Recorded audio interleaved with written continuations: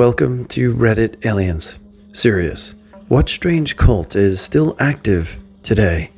Please remember to like, share, and subscribe. Seventh-day Adventists. Founded in large part by Ellen G. White, a self-proclaimed prophet who plagiarized the works of others and pawned them off as prophetic visions. The church truly believes it is the remnant church mentioned in prophecy. Its members are constantly barraged with scripture and the words of Ellen White, which are often presented side by side. Kids are brainwashed from a young age, often going to school in their education system, which still includes a number of boarding high schools, one of which I attended in the 80s. The boarding school environment is essentially a religious boot camp where one is bombarded with the message constantly, and of course, any dissent is ground for severe punishment or getting kicked out of school. SDAs observe the Jewish Sabbath and won't even buy gas for one's car on the Sabbath unless it's an emergency, and SDA kids are all too familiar with the standards that are normally followed. For instance, you can wade into the water at a beach to contemplate God's creation, but full-body immersion of any sort of playing or sports is fun and therefore strictly forbidden on Sabbath. Worst of all, they push their elderly members to participate in gift annuities or otherwise pledge their fortunes and property to the church. One of my uncles who didn't have kids gave $1,000 to $3,000 to various family members and $400,000 to the church. They are one of the greediest and brainwashiest mainstream cults out there. You know that feeling when you're reading something and you're like, okay, whoa. That just happened to me on this next story. I have no idea what they go by or call themselves, but my wife's friend was telling us how she heard about a Hawaiian women's cult. The details were pretty slim, and the only thing I gathered was they get together in groups on full moons and have sex with dolphins on a specific beach. No idea what the name of the beach is called or anything to help pinpoint, but I fully believe it's well within reason. Hawaii has a sort of quantum entanglement of a few different cults and eventual cult founders and influencers. Most recently, they were home to a cult that centered around a white Colorado, woman who claimed she was God, Gaia, Pele, incarnate, and was to usher in the golden age or something. They came from Colorado and had since been removed from Hawaii as the locals were about to violently remove the group. Pretty sure one of their members was almost killed by the woman leader who claims to be Pele. Jehovah's Witnesses. I grew up in an abusive household thanks to the cult. They're known for whitewashing, sexism, protecting murderers from the law, protecting pedophiles from the law, protecting sexual predators from the law, isolation tactics among family members, shunning, and more. They also enable their abusers by hiding their deeds and allowing them to continue because they were sorry. They also don't share information to any possible victims, which continue the cycle of violence. They're not even Christians, but like they say, they are to get people to convert. The cult gets you to donate all of your money to them. They get you to find a job with other witnesses. They discourage higher education and learning. They make your family members treat you like you're dead if you leave. They make your friends treat you like you're dead if you leave. If you're super special, you get to go to their headquarters to be a slave and work for free to produce their literature. And when you get old, they cut you loose and leave you without any help financially. It's shit. I could type so much more, but my fingers hurt and I'm on my phone. If you're skeptical, Google JW sued by Australian government for protecting pedophiles. The gender critical movement, also known as TERFs, they're especially active in the UK and center on social networks such as Twitter, Mumsnet, and Spinster. The primary purpose is opposition to trans rights by appropriating pseudo-feminist language. Activism has centered on opposing Gender Recognition Act reform, i.e. self-ID for trans people, and banning conversion therapy. Recently, it has evolved into more general anti-LGBTQ, anti-Semitic, and even anti-feminist rhetoric. It is largely a middle to upper class pursuit, having received support from the media, including the BBC, and the conservative government. It has ensnared columnists, MPs, entertainers, entrepreneurs, and even a small minority of scientists. Mumsnet is full of adherents' accounts of shunning their friends and family in favor of the movement. Regular crowdfunders, usually for non-existent lawsuits, have extorted adherents out of thousands of pounds.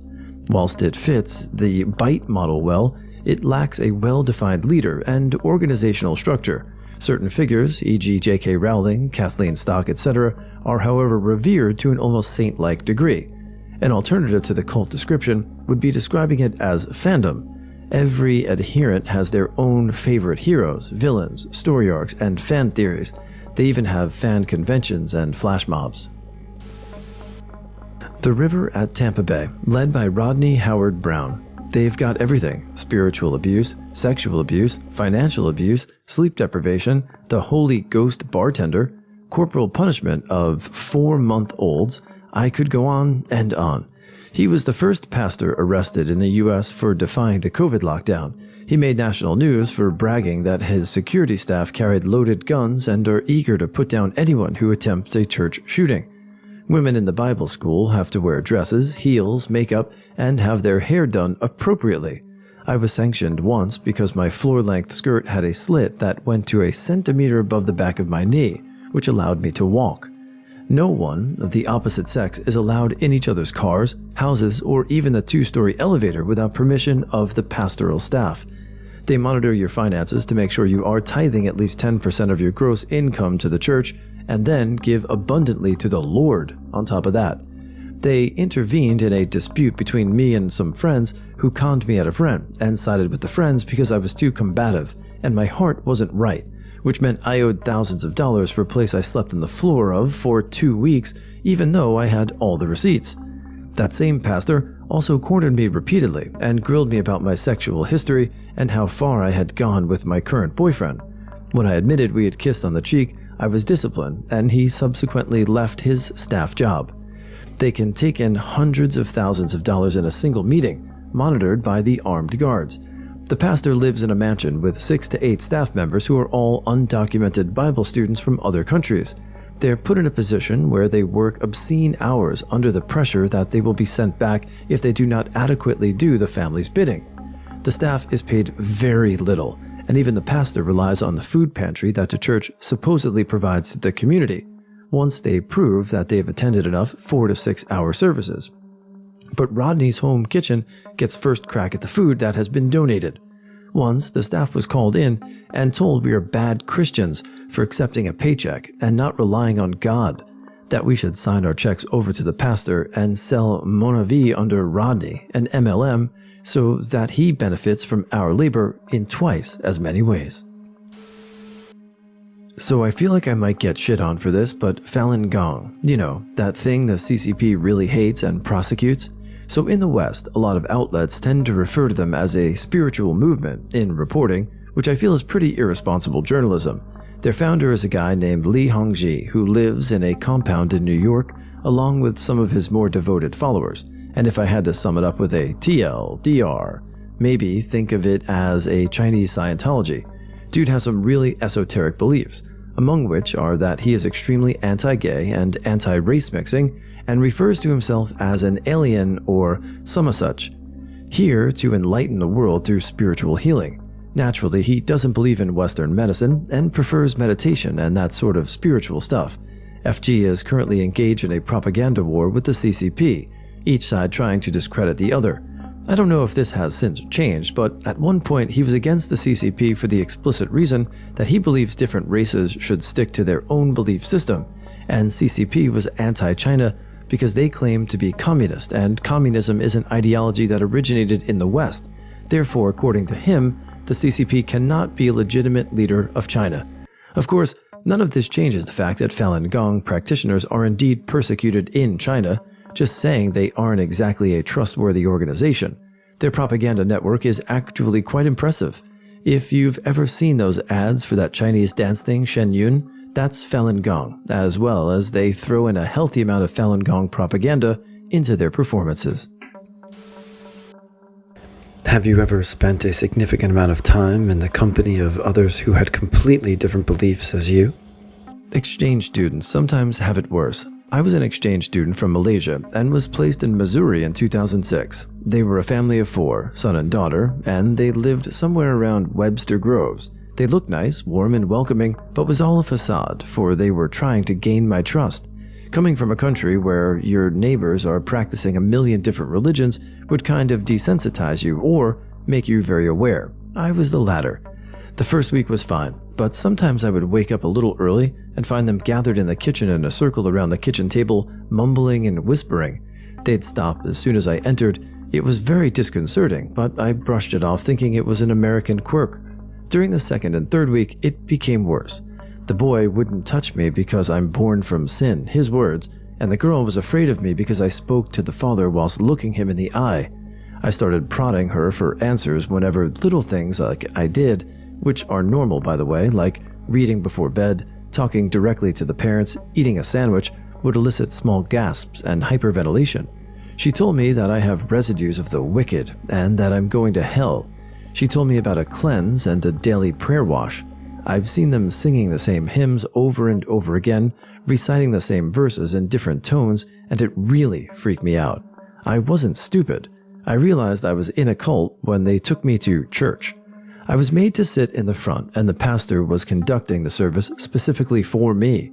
I realized it when I looked around and saw that everyone was looking at me. I felt like I was in a horror movie, wide-eyed, silent stares. Men and women were separated. People wore different colored ribbons on their wrists, and the children looked haunted or just plain frightened. Nobody spoke to me or even came close to me. The men never looked me in the eye, and the women whispered and shunned me. I went there twice. School was on break, so I had to stay in with them. Many weird things happened, but none was as bad as waking up in the middle of the night to find the mother sitting next to my bed, reciting verses from the Bible in the dark. As soon as I'm awake, she'd stop and silently walk away. The family began treating me badly after that. I was punished for being out of line. No dinner, locked in till morning, no sweet drinks. I had to cover up my long-sleeved tops, long pants, skirt, etc. I think I lasted because I was curious. They probably thought that since I'm from Southeast Asia, I must be quite gullible and naive. They tried brainwashing me about how sinful I was, how lost I was, how the world is going to end and I'll be dragged into hell unless I accept their teachings. I was there for a month before our chapter coordinator came by for a visit. I told her everything outside the house, naturally, and I left with her immediately. We came back with a group of people from the exchange organizations about an hour later and found them in the midst of burning the things of the sinful non-believer. Thankfully, my passport and other relevant docs were untouched. I never found out what kind of cult they were. I was raised in cult teachings in an isolated homeschool environment, and then my family moved to the cult later. Brainwashing was there. It wasn't obviously rote and the same thing every time, as the pastor was very charismatic and convincing, but it actually was. We sang about only 20 songs, mostly hymns, over the course of the time I was there. It was run and controlled by a single pastor. There was a board, but there was no accountability. It was kind of a joke. Only the most supportive, i.e. the people who considered him always right, were elected to the board. It was very abusive and controlling. Coffee was unspiritual. Missing meetings gained you a phone call from a board member telling you that you were breaking fellowship. Everything was about the pastor. I mean, literally. Sin was thinking negative thoughts about the group and the pastor. He set himself up as the wisest man on earth. For the girls, they had it worse. He would convince each one they had a sex problem, i.e. idolatry, and he would proceed to sexually abuse them. This cult is less than 30 people. As for why he's not in jail? Settlements. My experience was awful. I had some serious depersonalization, and the effects on me were awful. Living in fear, anxiety, intense emotional pain, constant flashbacks, it's really bad. My parents are still in it, and relationships with them are probably impossible. Talking about anything will get me verbal abuse. Child abuse is really bad. I left this last year, so I'm still processing a lot. I am sorry for what you've experienced and gone through to this point, but thank you for sharing your experience. I was born and raised in a cult as well. Left the week before I turned 18. I don't particularly want to name it, as though not well known, it can definitely be Googled, and I've been hiding this part of my life too long to be able to open up about it now. A lot of what I read in this post, or in the replies, sounds familiar. Praying, fasting, guilt, prophecy, end times, guilt, isolation, communal living, guilt, tithing, self-loathing, guilt. A big difference between the OP's experience and the one I was raised in is that sex was highly encouraged, and that's putting it mildly. Enforced is not the right word, but it's the first one that comes to mind. In my opinion, second-generation cult kids have it the absolute worst. We didn't ask for it. We literally didn't know any better. This was our normal. By the time second-generation kids come around, the cult is still new enough that later generations haven't been able to mellow it out yet, and small enough that horrible practices and abuse are able to pass under the radar. Abuse was so much a part of my life, physical, sexual, mental, you name it, that when I left and started socializing with regular folks, I couldn't process what real socializing, dating, or an active sex life really is. I couldn't understand, couldn't believe it, couldn't accept it. I've been locked in rooms for 3 days and nights to fast and pray. I've been denied contact with other humans for weeks or even months to get closer to God. I was given to men by request. I was once held down by 4 men, while a group of maybe a dozen other men exorcised me. They believed I was possessed by a demon because of my inability to be like them, to get with the program. I was spanked, beaten, and whipped most of my life.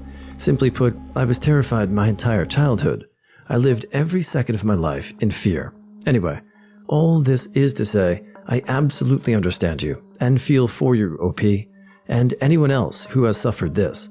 And I wish I had advice on how to recover, move on, be free of it. Just remember that you are free of it. They have no power over you anymore. Always remember that, and enjoy every damn breath of air you get twice as much as you should, simply because it's a free breath. Good luck. And in case you were wondering, no, I'm absolutely not religious in any way, shape, or form. I believe religion is a cancer. No offense is intended.